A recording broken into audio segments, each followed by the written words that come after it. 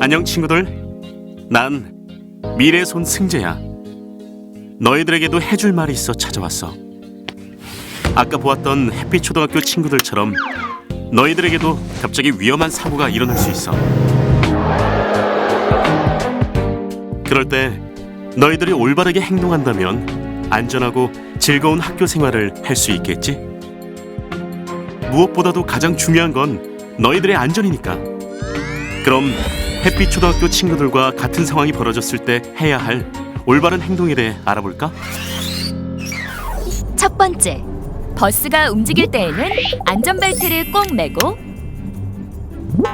자리에서 일어나거나 창밖으로 손을 내미는 등의 위험한 행동은 하지 말 것. 두 번째, 사고가 나면 또 다른 위험이 있기 때문에 선생님이나 안전요원의 안내를 받아 차 밖으로 나오고 20m 이상 떨어진 안전한 곳으로 대피해야 해. 세 번째, 만약 차 문으로 탈출하기 어렵다면 버스 유리창을 깨고 탈출해야 해. 버스 유리창은 단단하기 때문에 유리창을 쉽게 깰 수 있는 비상탈출용 망치를 이용해야 한다는 것 꼭 기억해.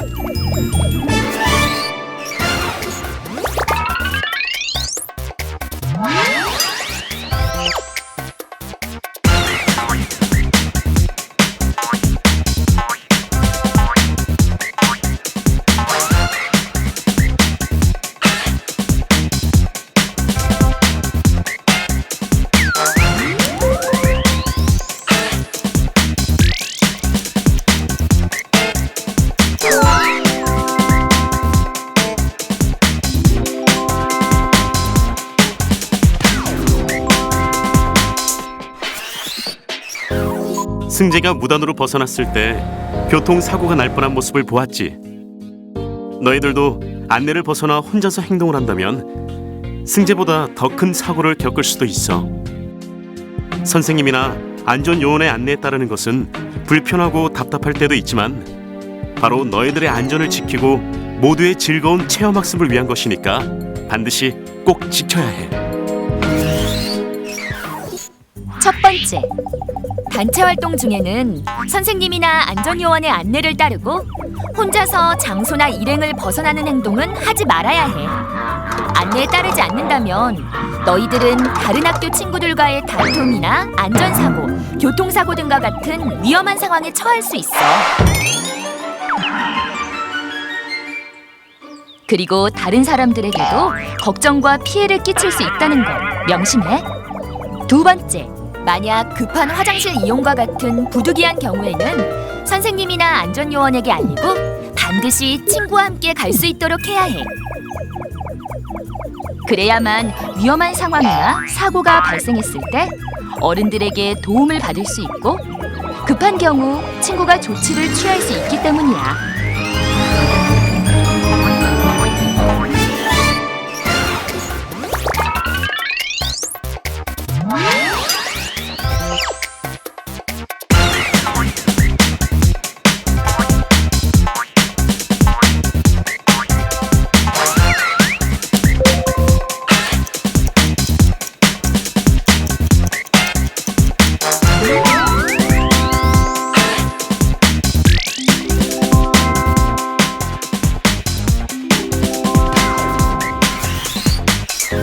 승재와 민우, 철우, 강산이처럼 비위생적인 음식을 먹게 된다면 식중독과 같은 병에 걸릴 수 있어. 식중독은 그대로 두면 죽을 수도 있는 무서운 병이야. 그럼 식중독을 예방하는 방법과 걸렸을 때 대처하는 요령에 대해 알아보자. 첫 번째, 식중독 예방하기. 음식을 먹기 전 반드시 손 씻기.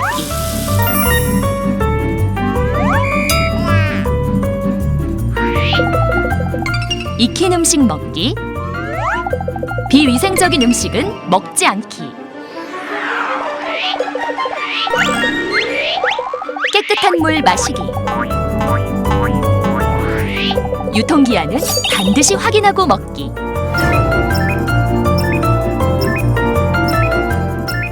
두 번째, 음식을 먹은 후 토하거나 배가 아프거나 설사 또는 열이 나는 증상이 나타나면 빨리 선생님 또는 부모님께 알리고 보건소나 병원에 가서 진찰과 치료를 받아야 해. 왜냐하면 식중독은 심해지면 사망에 이를 수도 있기 때문이야.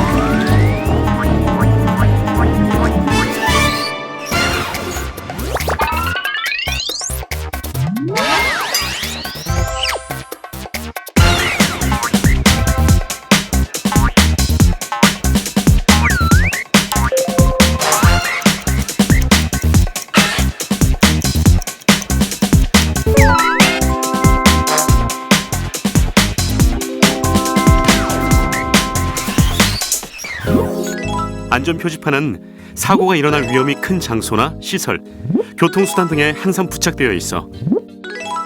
너희들도 한 번쯤은 봐왔던 것들이지?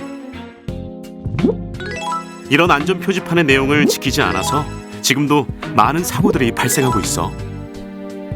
승재는 주의 깊게 보지 않았거나 나에게는 상관없는 것이라 생각하지 않았을까? 승재와 같은 상황은 너희에게도 발생할 수 있어. 이런 안전 표지판 앞에서 너희들은 그동안 그 내용을 잘 지켰었니? 앞으로는 안전 표지판을 주의 깊게 살펴보고 그 내용을 꼭 지킬 것.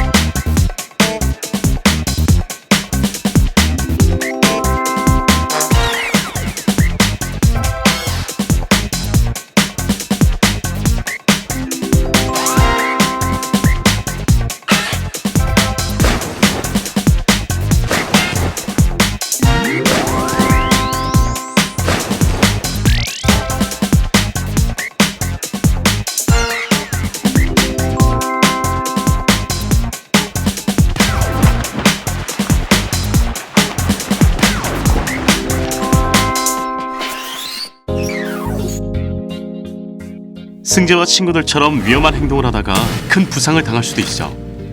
이럴 때 가장 중요한 것은 선생님과 119에 빨리 상황을 알리고 응급처치를 하는 거야.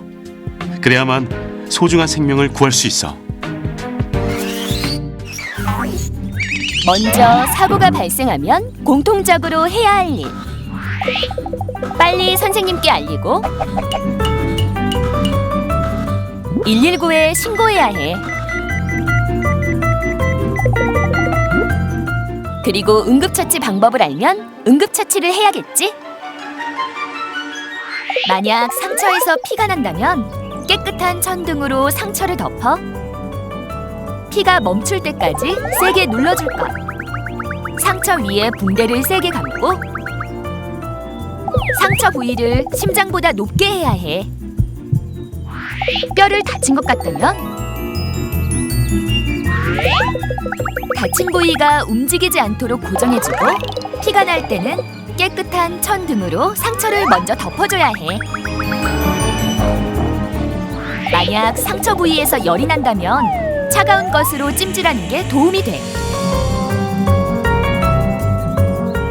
그리고 상처 부위를 함부로 만지거나 환자를 함부로 옮기지 말고 119가 올 때까지 기다려야 해.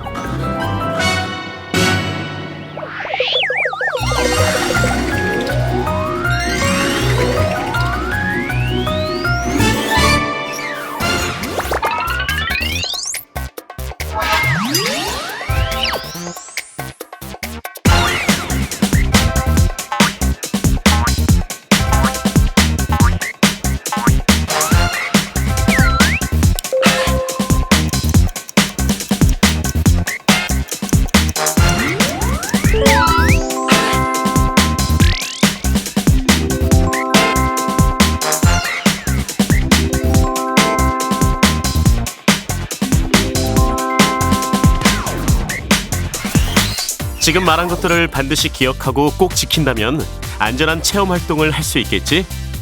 그럼 안녕. 안녕 친구들. 오늘은 여러분들이 실내 체험 활동 도중 일어날 수 있는 안전사고의 공통적인 대처 방법에 대해 알아볼까? 첫 번째, 먼저 사고가 발생하면 선생님이나 담당자, 119와 같은 어른들에게 즉시 알리고 안내에 따라야 해. 그래야만 빨리 구조를 받거나 올바른 대처와 도움을 받을 수 있기 때문이지.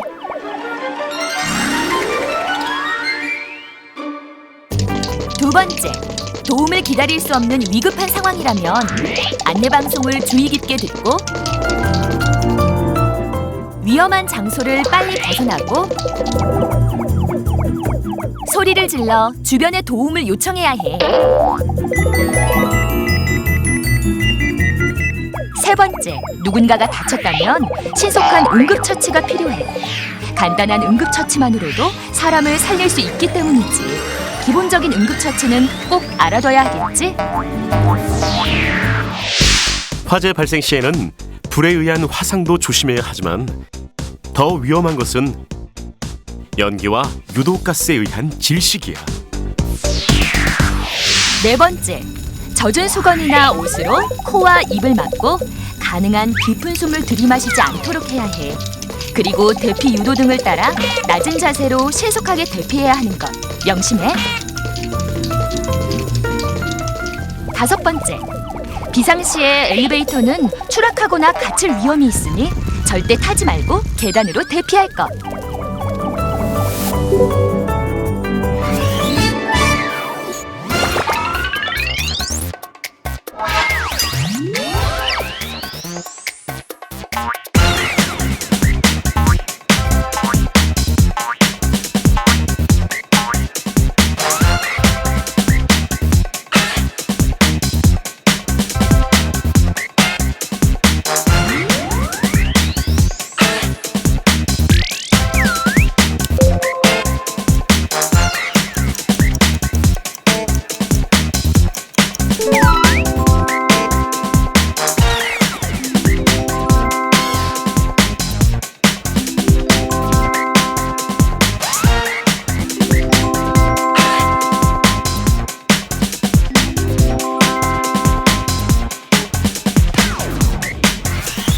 지금 말한 것들을 반드시 기억하고 꼭 지킨다면 안전한 체험 활동을 할 수 있겠지?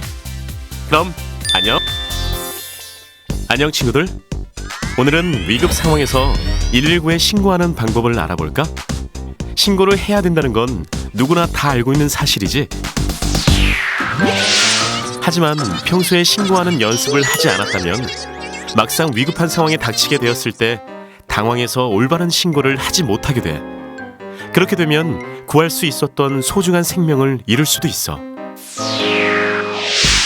그래서 평소에 올바른 119 신고 방법을 배워두는 게 중요해. 첫 번째, 구조요원이 사고 현장에 최대한 빨리 도착할 수 있도록 사고가 일어난 장소를 정확하게 알리고, 두 번째, 올바른 응급 대처를 할 수 있도록 사고의 내용, 다친 사람의 수와 성별, 나이, 상태를 정확하게 알려야 해.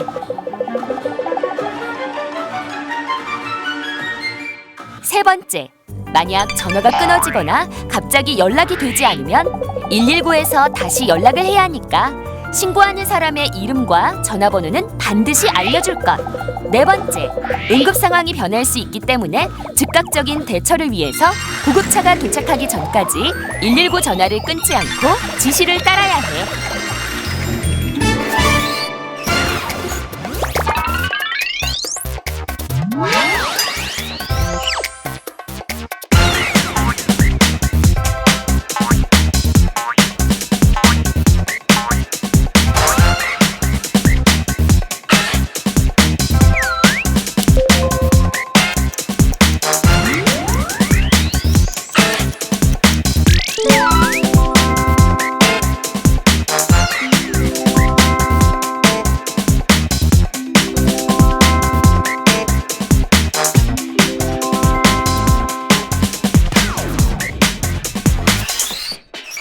위급 상황에서 올바른 119 신고를 통해 내 자신과 친구, 가족의 생명을 구하고 피해를 최소화할 수 있도록 해야겠지?